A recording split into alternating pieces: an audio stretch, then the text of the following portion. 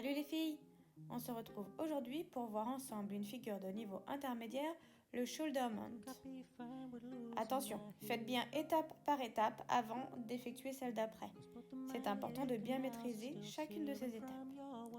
Et on commence par la première étape. On vient se placer dos à la barre. On place la barre entre le cou et l'épaule. On monte la poitrine vers le plafond et la tête bien vers l'arrière.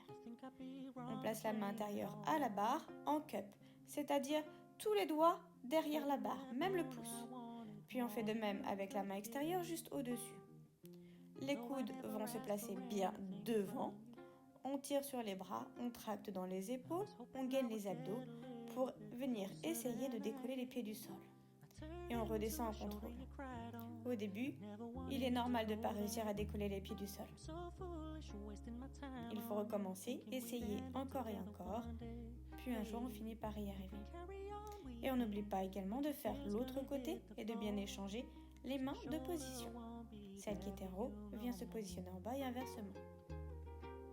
On fait autant de répétitions qu'on le veut ou qu'on le peut. Et on vient voir la deuxième étape, une fois qu'on a bien maîtrisé la première, pour monter les genoux en direction de la poitrine. On commence donc par se placer exactement comme au début. On fait le début de la figure, la barre entre le cou et l'épaule, toutes les mains en cup, derrière la barre, les coudes bien vers l'avant, on monte la poitrine vers le plafond, la tête vers l'arrière, on décolle les pieds du sol, on gaine encore plus les abdos, on tracte vraiment dans les épaules pour venir remonter les genoux en direction de la poitrine. Et on redescend en contrôle. Il est vraiment important de maîtriser le mouvement, que ce soit en montée ou en descente.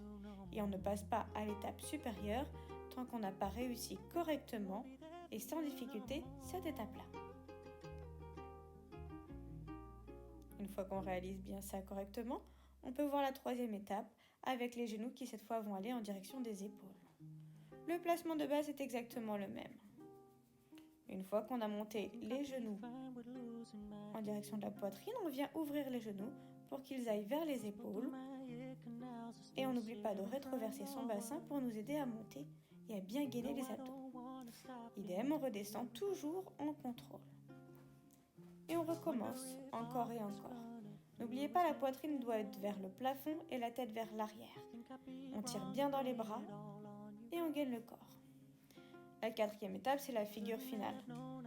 On recommence par les étapes 1 à 3. Une fois qu'on a monté les genoux en direction des épaules, on vient ouvrir les jambes en ouverture V bien tendue. On rétroverse bien le bassin et on charge le poids dans les pieds pour rester en position. Et pour redescendre, on fait le chemin inverse et toujours en contrôle. On peut également monter un shoulder mount et le descendre avec les jambes tendues en ouverture V. Pour cela, tracte bien dans les bras.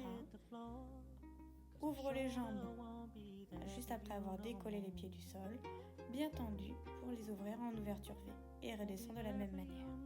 Si tu aimes nos tutoriels, n'hésite pas à nous suivre sur les réseaux sociaux ou à prendre des cours en visio. Bon training!